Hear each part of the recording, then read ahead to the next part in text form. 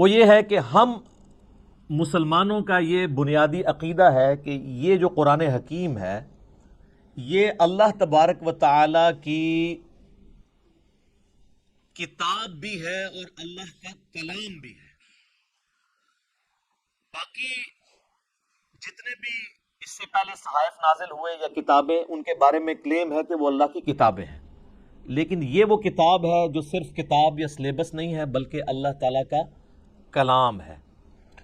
اور اس کا ثبوت قرآن حکیم میں سورہ التوبہ کی سٹارٹ میں ہی آتا ہے کہ جنگ کے دوران اگر کافر تم سے پناہ مانگیں تو انہیں پناہ دے دو اور کسی ایسی جگہ پہ ان کو قید کرو جہاں پر وہ اللہ کا کلام سنیں، حتی یسمع کلام اللہ، یہاں تک کہ وہ اللہ کا کلام سنیں.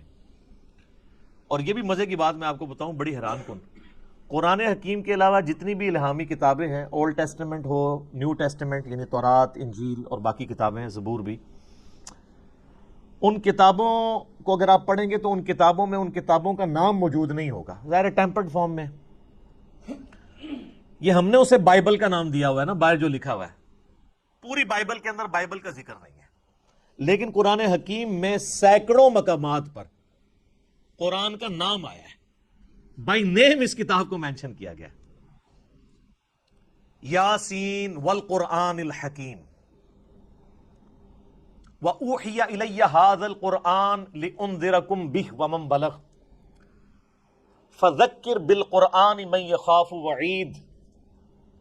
کئی آیات ہیں قرآن حکیم میں جن میں قرآن کا لفظ آیا، اور قرآن کا لفظی مطلب ہے بار بار پڑھی جانے والی کتاب. قرات ہم اردو میں بھی استعمال کرتے ہیں، عربی کا لفظ ہے. تو یہ پہلی بنیادی انفارمیشن ہے کہ یہ صرف کتاب نہیں ہے بلکہ اللہ کا کلام بھی ہے. اور چونکہ یہ اللہ کا کلام ہے لہذا اللہ کی صفت ہوئی، اور اللہ کی صفت ہے تو یہ پھر مخلوق نہیں ہے، غیر مخلوق ہے. البتہ جو ہمارے پاس اس وقت یہ بائنڈنگ کے اندر قرآن موجود ہے، اس قرآن کے یہ جو صفحے ہیں یہ تو ظاہر مخلوق ہے، کریشن ہے. اس کے اوپر جو سیاہی ہے پرنٹنگ کی وہ بھی کریشن ہے، اس کا گتا بھی یہ بھی کریٹڈ ہے. لیکن اس کے اندر جو کلام لکھا ہوا ہے اگرچہ وہ کاتب کی رائٹنگ ہے وہ بھی کریشن ہے، کریٹڈ ہے، مخلوق ہے، لیکن جو کلام لکھا گیا ہے جسے ہم پڑھتے ہیں یا سنتے ہیں وہ غیر مخلوق ہے، وہ اللہ کی صفت ہے. اور اسی لیے آپ دیکھیں کہ سورۃ الاعراف میں آتا ہے نا کہ حضرت موسیٰ علیہ السلام نے خواہش کا اظہار کیا تھا کہ اے اللہ میں تجھے دیکھنا چاہتا ہوں، تو اللہ نے کیا فرمایا تھا؟ تو مجھے نہیں دیکھ سکتا، تو پہاڑ کی طرف دیکھ، اگر یہ پہاڑ میری تجلی سے قائم رہا تو پھر تم بھی یہ یعنی ایزیوم کر سکتے ہو کہ مجھے بھی دیکھ سکو گے. پہاڑ پہ جب اللہ کی تجلی اللہ تعالیٰ نے ڈالی جو سورۃ الاعراف میں آتا ہے تو اس کی وجہ سے پہاڑ جو ہے وہ ریزہ ریزہ ہو گیا، اور سورۃ الاعراف میں آتا ہے کہ اس تجلی کے انڈائریکٹ مشاہدے کی وجہ سے موسیٰ علیہ السلام بھی بے ہوش ہو گئے. یہ علیحدہ بات ہے کہ آپ کے بزرگ کلیم کرتے ہیں کہ وہ اللہ کا دیدار کرتے ہیں، کیونکہ وہ تو کہانی ہے، یہ قرآن ہے، یہ ہے سچائی. تو یعنی اللہ تعالیٰ کی صفات کے اثرات کیا ہیں. اور سیم اسی طرح کی چیز قرآن حکیم کے بارے میں سورۃ الحشر میں آئی ہے، لو انزلنا هذا القرآن علی جبل، اگر ہم یہ پہاڑ پر نازل کر دیتے تو پہاڑ بھی اس قرآن کے نزول کی وجہ سے پھٹ جاتا، ریزہ ریزہ ہو جاتا. کیوں؟ کیونکہ قرآن اللہ کی صفت ہے، اللہ کا کلام ہے، کلام متکلم کی صفت ہوتا ہے نا.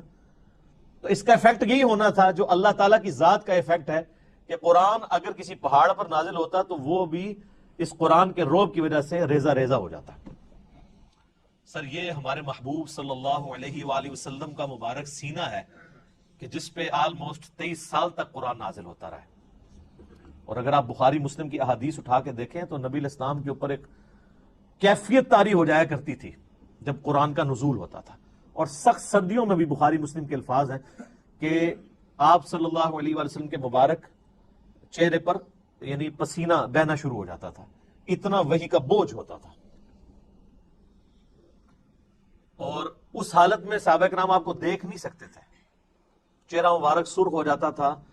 اور جس طرح یہ خراٹے لینے کی آواز ہے نا، اس طرح بخاری مسلم میں آتا ہے اس قسم کی آواز آپ کے منہ سے نکلنا شروع ہو جاتی تھی. اور پھر صحابہ کرام جو ہے وہ سارے سر جھکا لیتے تھے یوں، اور آپ علیہ السلام کے سر مبارک کے اوپر ایک بڑی چادر دے دی جاتی تھی، حتیٰ کہ آپ اپنی وہ اس حالت میں واپس آئیں. یعنی آپ صلی اللہ علیہ وآلہ وسلم پر یہ حالت طاری ہوا کرتی تھی. اب یہ علمی پوائنٹ نمبر 1 ہوا ہے جی.